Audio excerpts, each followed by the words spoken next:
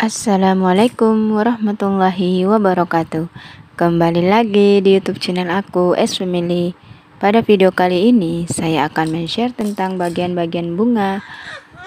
Kira-kira apa aja ya? Simak videonya.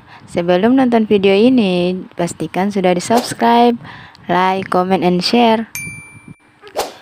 Menurut Profesor Botani Abraham Van menyebut bunga adalah pucuk yang termodifikasi, di mana bunga juga dianggap sebagai ranting bersumbu pendek yang memiliki daun yang rapat dan bentuk yang sesuai dengan fungsinya. Bunga sendiri terdiri dari beberapa bagian, di antaranya yaitu kelopak bunga, mahkota bunga, benang sari, dan putik. Namun ada juga bagian-bagian bunga yang lainnya seperti dasar bunga, tangkai bunga, dan kelenjar madu. Nah, mari kita bahas satu persatu. Yang pertama, kelopak bunga. Kebanyakan orang masih sering keliru tentang kelopak dan mahkota bunga ya. Kedua, bagian ini jelas tidak sama ya. Antara kelopak dan mahkota bunga otomatis sudah berbeda ya, dari jenis nama aja udah berbeda dan memiliki fungsi juga yang berbeda. Nah, kelopak bunga ini sendiri terletak di bagian paling luar bunga, yang fungsinya itu untuk melindungi mahkota ketika masih dalam keadaan kuncup, atau yang disebut dengan calyx. Kelopak bunga juga biasanya berwarna hijau daun dan menutup bagian lainnya ketika bunga belum mekar. Secara morfologi, bagian ini merupakan modifikasi langsung dari daun. Jadi kelopak bunga itu warnanya hijau ya. Yang kedua, kepala putik. Nah, masih membahas bagian-bagian bunga dan fungsinya. Seperti yang sudah kita bahas di atas, putik merupakan salah satu segmen bunga yang memiliki peran sangat penting dari bunga. Nah, bagian putik sendiri merupakan alat reproduksi bunga betina yang dikenal sebagai gynoecium. Putik berada di tengah-tengah bunga dan mengandung sel telur untuk masa reproduksi pada bunga. Putik sendiri terbagi menjadi 3 bagian. Yang pertama, stigma atau kepala putik, bagian pucuk yang berada di ujung putik. Yang kedua, stilus atau tangkai putik, bagian putik yang membantu proses penyerbukan dan reproduksi bunga. Yang ketiga, ovarium atau bakal buah, bagian putik yang menyimpan sel telur, letaknya ada di dasar bunga.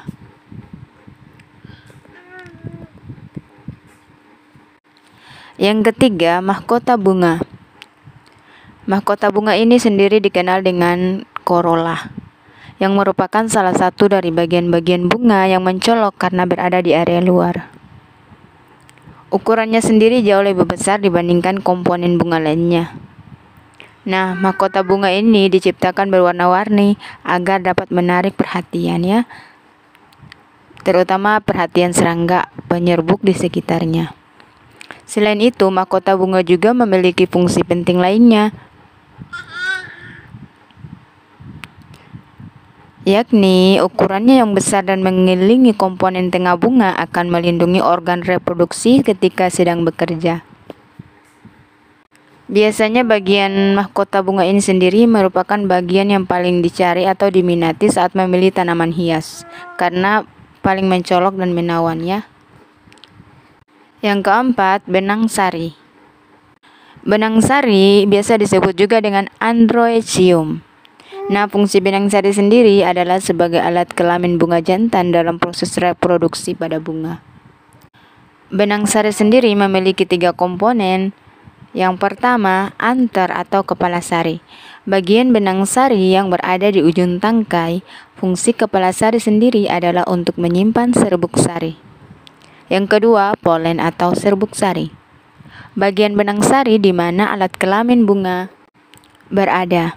Berbeda dengan fungsi kepala sari, serbuk sari bertugas saat proses penyerbukan. Yang ketiga, filament atau tangkai sari. Nah, bagian ini memposisikan kepala sari di atas pucuk. Fungsi benang sari filament sendiri adalah untuk membantu proses reproduksi pada bunga ya. Oke, yang berikut 5 bakal biji pada bunga. Bakal biji juga berperan sebagai pelindung sel telur, memastikan proses penyerbukan berjalan dengan lancar. Pada beberapa jenis bunga, bakal biji terbungkus oleh ovarium atau bakal buah. Fungsi bakal biji sendiri sebagai tempat di mana sel-sel telur bertemu untuk dibuahi oleh serbuk sari pada bunga. Bakal biji juga biasa ditemukan dalam tumbuhan berbiji. Yang keenam, bagian bunga yaitu dasar bunga. Dasar bunga bekerja sebagai mahkota bunga yang membuatnya tetap lekat dan tidak berjatuhan. Bagian ini biasa dinamakan dengan receptacle. Secara tidak langsung, dasar bunga merupakan fondasi yang menahan seluruh bagian-bagian bunga. Yang ketujuh, daun pelindung. Daun pelindung adalah satu dari segmen bunga yang memiliki peran tidak kalah penting. Daun pelindung sendiri muncul di beberapa bunga, terutama mereka yang fungsinya sekedar untuk dipajang. Nah, daun pelindung ini juga terpisah dari kelopak bunga yang biasa dinamakan laktea. Daun pelindung ini memiliki bunga yang tumbuh dan berkembang di sekitarnya yang berfungsi sebagai tempat tumbuhnya kuncup yang kelak akan mekar menjadi tanaman cantik. Yang kedelapan, bakal buah. Salah satu bagian-bagian bunga dan fungsinya yang akan kita perlu ketahui yaitu bakal buah. Bakal buah sebenarnya merupakan bagian dari putik. Akan tetapi perannya sangat penting dalam reproduksi sehingga akhirnya diklarifikasikan sebagai komponen bunga yang berdiri sendiri. Bakal buah sendiri menyimpan sel telur. Dari proses ini terbentuklah bakal buah baru. Bakal buah sendiri merupakan salah satu komponen bunga yang unik. Yang ke-9, tangkai bunga.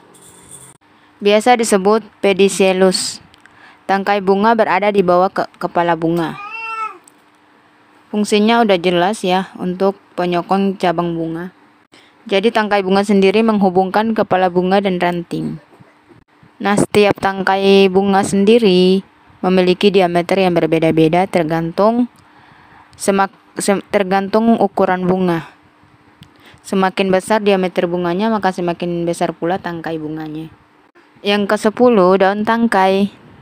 Daun tangkai memiliki bentuk yang hampir sama dengan daun pelindung. Namun bedanya, kedua bagian-bagian bunga tersebut adalah penempatannya. Karena daun tangkai terletak di pangkal tangkai bunga dan berfungsi sebagai tameng pelindung sepanjang masa pertumbuhan bunga. Pada kebanyakan bunga, bagian ini merupakan daya tarik tersendiri karena dihiasi oleh corak, pola, dan warna yang unik. Nah, mungkin itu saja ya untuk bagian-bagian bunga yang perlu kita ketahui. Nah, terima kasih ya sudah menonton video ini, semoga bermanfaat. Sekian dulu dari saya. Wassalamualaikum warahmatullahi wabarakatuh.